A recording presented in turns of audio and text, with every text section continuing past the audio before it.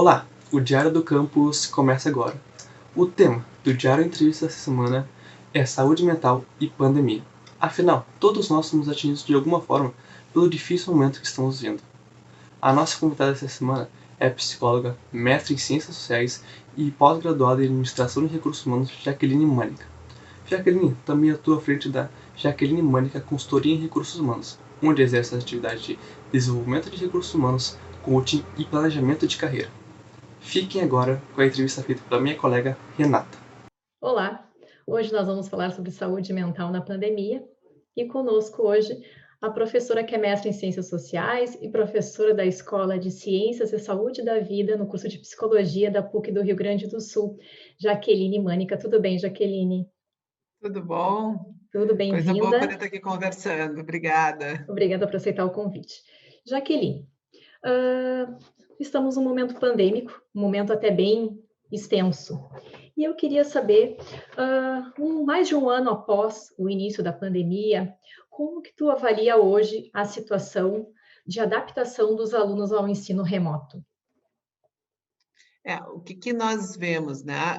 Como seres humanos, nós temos uma tendência bastante forte que quando nós temos muitas incertezas, o grau de ansiedade ele aumenta muito, né? Então, e isso nos leva realmente para uma situação que a gente chama de situação de caos, né? Onde nesses momentos nós temos mais dificuldade de aprender, porque a nossa tendência é muito mais nos defendermos, reagirmos a essa situação que a gente sente um pouco dessa falta de controle. Então, o primeiro momento da pandemia foi realmente muito assustador, né? Bastante assustador pelas pessoas por essa questão de olhar para frente e a gente não obter as respostas. Eu acho que os estudantes e as pessoas, de forma geral, se viram impactadas diante da impermanência da vida. O medo de não saber como as coisas vão acontecer, o medo da morte, que ficou muito próximo em função das famílias, né? O medo realmente de que algo de muito ruim pudesse acontecer. E em função disso, nós tivemos realmente um aumento de ansiedade bastante grande e algumas pessoas sentindo mais, chegando a paralisar, algumas pessoas mais reagindo, por isso que a gente vê tantas brigas, tantas discussões, tantas reações muito extremadas. Na medida que a pandemia foi se estendendo, o mercado de trabalho foi se reorganizando e as pessoas também foram encontrando outras formas. Agora, o que nós estamos nos deparando, eu acho que o que mais os sentimentos, né, as reações, estão muito mais por conta do impacto da solidão, em função do isolamento, do que realmente, talvez, dessas questões do trabalho, porque as organizações, os trabalhos, as pessoas foram aprendendo a lidar com os recursos, né? Então, hoje, o sentimento ou o ressentimento, ele está muito realmente pela questão do impacto do isolamento, né? Do distanciamento, e não mais tanto em relação às incertezas. E tu vivenciando isso dentro da escola de saúde, tu percebe alguma alteração no comportamento dos teus alunos nesse ensino remoto, durante o ensino? Tu percebe, assim, que a ausência se mostrou mais crescente, eles trazem problemas para a sala de aula, no sentido dessa aula virtual, eles colocam as suas frustrações, tu percebeu um aumento também em sala de aula? Sim, o que a gente viu é que o início, né, no ano passado, vamos dizer assim, no 2020, assim, quando, né, as coisas nós tivemos que nos reorganizar, a gente percebeu muita instabilidade, muita instabilidade, né, as pessoas realmente alterando muito o seu comportamento. Esse ano, 2021, acho que como nós já começamos o semestre já nessas condições, né, e acho que a PUC se colocou de uma forma muito bem, sempre colocando a questão de acompanhar as questões do que o governo estava colocando, né, e sempre trabalhando muito forte assim, na questão da proteção, né, e que a segurança das pessoas vinha em primeiro lugar. Eu acho que isso foi trazendo, sim, para os alunos uma organização maior, né?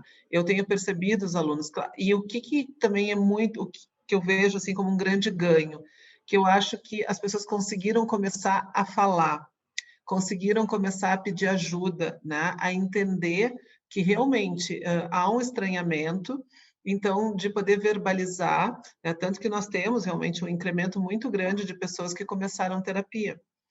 Tá? E nós temos, assim, uma pesquisa, né, que foi feita pelo Celso Greco, né? Eu sempre estou olhando aqui para não confundir o nome, que ele fez uma análise em cima da saúde mental dos brasileiros. E o que ele evidenciou? De que houve um aumento, quer dizer, nós já tínhamos pessoas que sofriam diante da solidão, mas que, em função do aspecto Covid, houve um aumento de 50% para 61% de pessoas se ressentindo diante da questão da solidão. E então o que nós percebemos é isso, assim, é que a pandemia, de uma certa forma, ela mostrou as nossas fragilidades. Já tínhamos uma fragilidade, né? Eu acho que assim, eu acho que fica realmente um convite para que as pessoas possam trabalhar mais a questão da sua saúde mental, trabalhar mais a questão do autoconhecimento, né? Porque a gente percebe que já vínhamos de uma fragilidade e com a pandemia tudo isso se aguçou. E aí é o que a gente percebe, é que as pessoas estão se permitindo pedir ajuda. As pessoas, além de se permitirem pedir ajuda, elas estão se cobrando menos, eu acredito também. E eu queria que tu falasse um pouco sobre isso. O rendimento na universidade, por exemplo, dos alunos, ele caiu? Ou tu percebe, comparando no passado com esse, que voltou a subir justamente por aceitar estar passando por uma dificuldade de assumir os seus problemas e conversar? O que eu percebo é que as pessoas estão mais organizadas, porque o que acontece, né? Quando tu tá no caos, que é isso que eu digo, as pessoas só estão reagindo, as reações são impulsivas. Então, volto a dizer, são brigas, são crises de choro, são realmente apatia, né? Então, a gente vai ter... No momento que as pessoas começam a entender, bom, qual é o contexto? Que informações eu preciso? Quais são os recursos que eu preciso para lidar com essa situação? Eu começo a diminuir, né? Então, assim, bom, nós não temos certeza sobre a pandemia, sobre o vírus, mas nós sabemos como que a gente pode trabalhar com os alunos, nós sabemos quais são, como é que eu posso trabalhar com o Zoom, como é que eu posso trabalhar com os recursos que a universidade oferece, né? Como que os professores vão reagir. Então, no momento que se começa a ter mais consciência e poder entender, bom, sobre o que eu tenho controle, as pessoas começam a entrar num nível melhor de aprendizagem. Então, eu acho que essa é a grande mudança, realmente é uma capacidade maior de organização. Acho que ainda temos aí alguns desafios ainda para andar pela frente, né?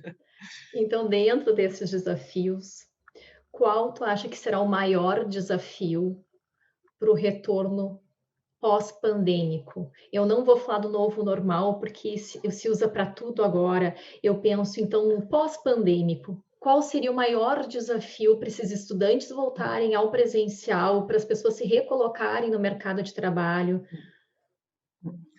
Eu gosto quando tu traz essa questão de não falar do novo normal, porque senão nós ficamos colocando rótulos, né? E eu acho que a gente se preocupa em carimbar coisas, e eu penso que essa é a grande oportunidade que nós temos. O que a vida nos mostrou, e eu acho que eu considero esse o ponto positivo da situação pandemia, que ela nos mostrou de que nós temos que ter controle sobre nós, mas nós não temos o controle absoluto do meio externo. A vida realmente são muitas incertezas, né? Eu acho que o Covid ele nos mostrou de uma certa forma da nossa pequenez, né? Então assim, em que nós somos pequenos e em que nós somos grandes? E eu penso que para que a gente possa enfrentar o que vem pela frente é a gente entender, né, de que como profissionais, porque o que é o estudante? O estudante está fazendo a sua formação para a sua carreira. Se eu for fazer uma formação procurando garantias, dificilmente eu vou conseguir um resultado e eu vou conseguir um alento no meu coração, né? Porque o mundo do trabalho ele não tem essas certezas, essas garantias. A gente não tem esse chegar lá de forma tão convicta. Eu uso uma expressão que é: nós não estamos nadando numa piscina onde eu saio do ponto de largada e eu tenho o ponto da chegada, né? Eu sempre trabalho muito com a questão da analogia do mar, né? De sermos surfistas, né? Nós precisamos surfar o mar que está colocado e entendendo que temos marés boas e marés ruins. O que nós precisamos é entender qual é a prancha que eu preciso, qual é o treinamento que eu preciso, como que eu vou enfrentar esse mar. E qual o tamanho do mar que eu quero enfrentar? Eu uso muito desse jargão e eu penso que é isso que nós precisamos fazer agora. Então, entender quais são os mares que nós temos aí para a gente poder enfrentar, que recursos nós precisamos para isso. E acho que nós vamos ter, de novo, um momento de uma nova adaptação, que talvez, assim, muitas organizações vão continuar trabalhando com o remoto, nós vamos começar a trabalhar com... E eu acho que talvez esse seja um outro ganho, da gente não sair daquele conceito de que ou é virtual ou é presencial, e de entender que nós temos oportunidade de trabalhar com essas duas possibilidades. Tem situações que, em alguns momentos, eu vou me valer do online, do virtual, e em alguns momentos eu vou me valer do presencial.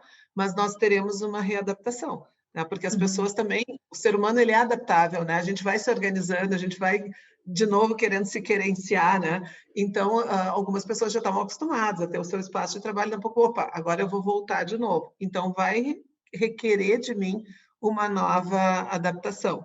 Então, esse é um momento, de novo, de um movimento psicológico, de uma ginástica emocional que a gente vai ter que estar fazendo. Mas essa ginástica emocional é permanente. Por isso que nós precisamos sempre cuidar da nossa saúde mental. Porque híbrido, a vida... E o híbrido cada vez mais presente. E a necessidade de um apoio psicológico cada vez mais relevante, sempre foi, mas eu acho que durante todo esse momento que a gente está passando, então se mostrou efetivamente essencial, as pessoas fugiam muito de uma assistência psicológica, achando que talvez resolvesse sozinho os seus problemas, que pudesse enfrentar, de outra forma, e se percebeu que o psicólogo é fundamental nessa jornada que a gente vem passando, Então, assim, o que tu deixa de mensagem para aquelas pessoas que estão na linha de frente, que estão trabalhando, que estão no combate, que estão exauridas, esgotadas e que continuam trabalhando para trazer para nós o melhor? O que tu traria de mensagem para essas pessoas e para quem está em casa também? O que eu tenho trabalhado muito, eu tenho a minha atividade como consultora também, e a gente tem feito alguns trabalhos onde nós temos dito que a gente precisa cuidar dos cuidadores. Então, mesmo, e eu penso que essa situação que nós estamos vivendo, ela está trazendo assim, ninguém é herói, nós não somos heróis. Nós podemos ser bastante fortes, nós podemos trabalhar a nossa resiliência, mas eu entendo que a melhor forma da gente poder buscar resiliência, trabalhar, desenvolver a nossa resiliência, é nós respeitarmos a nossa humanidade. Então, para esses profissionais, assim, eu realmente tenho muita admiração. Eu sou um profissional da saúde, mas trabalho mais na área do trabalho, então não pude trabalhar no online, não estava na linha de frente, como a gente está chamando, e eu penso que essas pessoas precisam também, em algum momento, levantar a mão e poder dizer, olha, preciso dar uma parada, eu estou precisando também de ajuda, e que isso é absolutamente humano, e isso não tira em nada a força. Nós temos que ter um cuidado para a gente não esticar o elástico. Então, às vezes, a gente cuida tanto das pessoas que a gente acaba... tem o risco de esquecer de cuidar de nós mesmos. E a gente, como diz, quando se viaja de avião, a gente precisa botar máscara para poder cuidar das pessoas. Então, acho que o recado que fica é que todos nós precisamos cuidar da nossa saúde. Acho que a PUC oferece, hoje, espaços de meditação, que eu acho que é uma questão bastante importante, física, e poder cuidar. E a PUC oferece, um serviço de meditação. Então, eu penso que é isso, quando nós cuidar da saúde, a saúde, o conceito da própria Organização Mundial da Saúde diz que saúde é um completo bem-estar físico, psíquico e social. Então, nós precisamos cuidar do físico, respirar, cuidar da nossa saúde, da postura, da alimentação, e poder cuidar também do psíquico. A gente realmente poder alimentar, buscar, ou seja, com um psicólogo, mas enfim, buscar de alguma forma uma boa leitura, espaços que a gente possa se autodesenvolver e cuidar da nossa saúde mental. Encerramos aqui a entrevista com a professora Jaqueline Mânica. Obrigada, professora, pela entrevista. E seguimos com o quadro Fica a Dica com o meu colega Guilherme.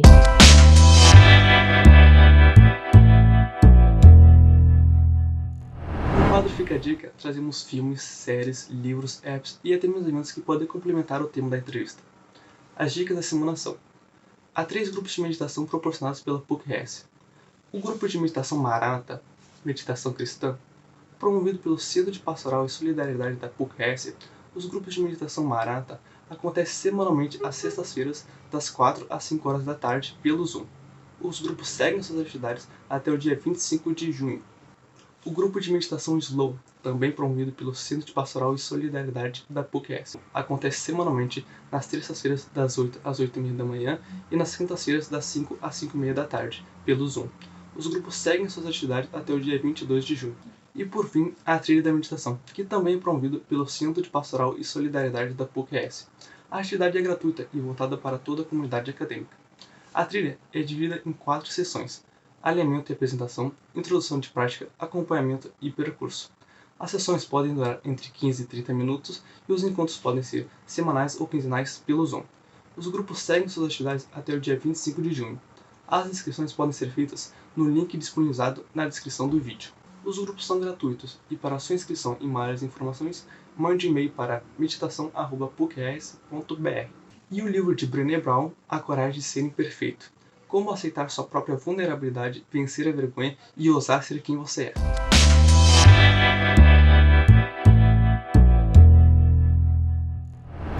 O Diário do Campus fica por aqui, mas vocês podem continuar nos acompanhando no Twitter, no Facebook e no Instagram. Não se esqueça de curtir o vídeo e se inscrever no canal. Até mais!